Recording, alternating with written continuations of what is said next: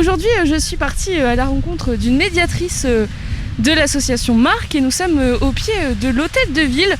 Et voilà, je vais te laisser la parole, laisser nous présenter l'œuvre qui orne l'hôtel de ville. Alors, d'accord, je vais essayer d'être la plus précise possible pour bien décrire l'œuvre. Donc, il s'agit d'une sculpture faite de lattes en bois de peuplier, donc qui vient arpenter justement l'hôtel de ville. Cette sculpture s'appelle L'endroit à l'envers, de l'artiste allemand Rainer Gross. Donc, je vais parler un petit peu de l'artiste avant, pour remettre dans le contexte. C'est un artiste qui a l'habitude de créer ce genre de structure, donc qui va créer avec des lattes de peuplier parce que c'est très souple et donc ça permet justement de pouvoir les courber assez facilement. Et il va aller les accumuler justement pour créer une espèce de forme un peu irrégulière, un trait un peu organique, souple, qui fait limite penser en fait à un trait de calligraphie. C'est pour ça qu'on retrouve cette impression de mouvement et de trait spontané.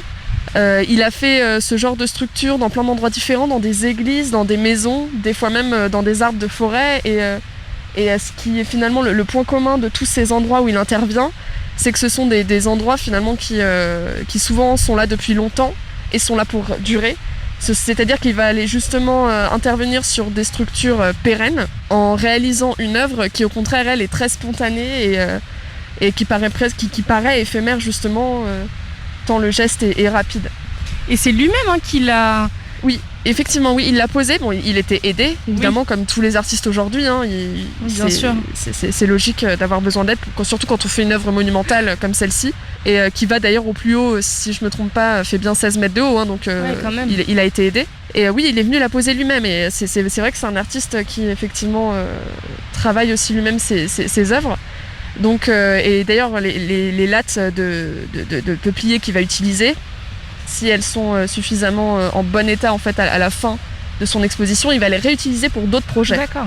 Et sachant qu'en plus c'est une sculpture et une forme qu'il réalise à plein d'endroits différents, bon là ça va peut-être être une interprétation un peu plus personnelle, mais ça donne un peu l'impression finalement que c'est une grande structure qui apparaît, disparaît à des endroits, qui est assez finalement intemporelle, et qui vient donc aujourd'hui sur l'hôtel de ville, et qui est justement aussi une architecture, comme on l'a dit avant, qui est là pour durer.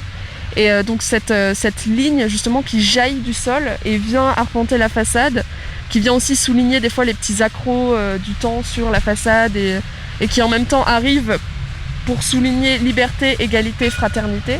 Et c'est une sculpture qui parle aussi finalement du passé et du passé du Havre, parce que c'est un artiste qui s'est beaucoup intéressé à la ville du Havre justement, et à son passé, et à l'hôtel de ville, à cette place, à cet endroit, qui a su, par exemple, pour les jardins de l'hôtel de ville, qui sont plus bas que le niveau de l'hôtel de ville, pour rappeler le niveau historique de la ville.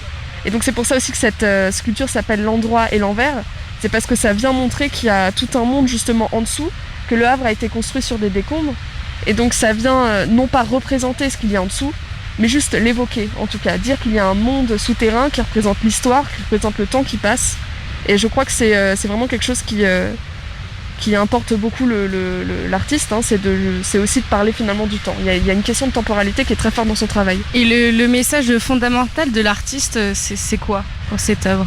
Parce que c'est un artiste berlinois, il me semble. Tout à fait. Donc le message est d'autant plus fort avec l'histoire du Havre. Je pense qu'en fait, c'est vraiment une œuvre polysémique pour le coup. On peut lui trouver énormément de sens différents. Et je crois qu'en réalité, quand on l'observe bien et qu'on en voit le mouvement en tout cas, c'est effectivement ça parle du passé, et aussi le fait qu'il soit allemand. On peut penser que, mais il en est tout à fait conscient, et lui-même nous l'avait dit. Hein, il sait ce que c'est. Il a beaucoup réfléchi sur cette œuvre-là aussi. Il a beaucoup réfléchi à l'histoire. Et je crois qu'aussi pour lui c'était important évidemment de ne pas oublier le passé à la fois, et en même temps il arrive justement à souligner liberté, égalité, fraternité. Et je crois que ce n'est pas un hasard. Hein. Non. C'est aussi pour montrer que ce sont des valeurs qui méritent justement d'être mises en avant et d'être respectées aujourd'hui. Ils ont mis combien de temps à la poser ? À la poser. Alors, si je dis pas de bêtises, je crois que ça a pris une semaine à peu près à poser. Ok, ouais. Par là. Parce que les lattes de bois ont été peintes en amont Oui. dans un atelier. Est-ce que tu veux rajouter quelque chose? Est-ce que tu as un message à faire passer? Je dirais juste que si vous voulez, si en tout cas l'interprétation de cette œuvre-là vous donne envie de réagir, vous donne envie d'en parler, n'hésitez pas à en parler au médiateur, parce qu'on est toujours ravis en fait de recueillir les impressions des gens et pouvoir parler d'art et parler aussi du patrimoine et parler de la ville. Donc si vous pensez, je sais pas que... si ce que je vous ai dit en tout cas vous fait réagir, vous fait penser à autre chose et que vous avez envie de nous en parler, mais n'hésitez pas. Et justement, qu'est-ce que les gens disent en voyant cette œuvre? Ils posent beaucoup de questions sur le sens, mais je crois que c'est quelque chose un petit peu en général qui se passe avec l'art contemporain, c'est que très souvent on pense Ça interpelle. Voilà, ça interpelle et en même temps on pense qu'on n'a pas forcément accès au sens de ces œuvres-là, alors qu'en réalité tout est dans l'œuvre. Il suffit de se poser des questions sur la couleur, sur la forme, de aussi chercher en soi ce que ça nous évoque.